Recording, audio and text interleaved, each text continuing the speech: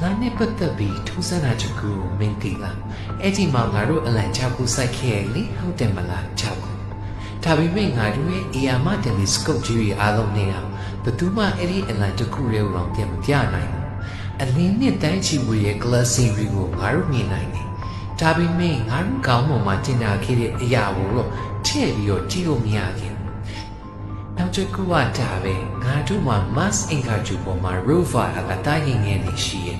ဟုတ်တယ်အင်္ဂါဂြိုလ်မှာဒါပေမဲ့လပေါ်မှာအလုံးလုံးနေတဲ့ rover တစ်စီးမှမရှိဘူးအဆင့်ကြီးလုံးနေမှာလားပြီးတော့စင်ကြီးတစ်ခုက NASA ကပြန်သွားဖို့နည်းပညာကိုပျောက်သွားပြီလို့ပြောတယ်အဲ့ဒီကိုရောက်ဖို့ဘီလီယံပေါင်းများစွာသုံးခဲ့ရတယ်ဒါပေမဲ့ဘလို့ပြင်မှမသိအဲ့ဒီအသိပညာတွေပျောက်ကွယ်သွားတယ်လေပြီးတော့လာရဲ့အမောင်ကျဲဟာပေါ့ငါတို့ဘယ်တော့မှမမြင်ရတဲ့နေရာအဲ့ဒီမှာတကယ်ပါရီပုံနေရလေဒါဆိုဖြစ်နိုင်တာကငါတို့လာပုံကိုလုံးဝမရောက်ခဲ့ဘူးလားဒါမှမဟုတ်ရောက်ခဲ့ရင်တော့ငါတို့တွေ့ခဲ့ရတွေကညီမှုမသိတော့တဲ့အရာတွေဖြစ်နေတာဒီနေရာကဖုံးကွယ်မထားတဲ့ကပတ်လင်ညာမှုတိုင်ကအရေးတစ်ခုချန်လာခဲ့ပြီးအမှန်တရားတိုင်းကတရားတစ်ခုချန်လာခဲ့ပြီးတော့ဘာဆိုဘာမှမြင်ရတယ်လို့မဟုတ်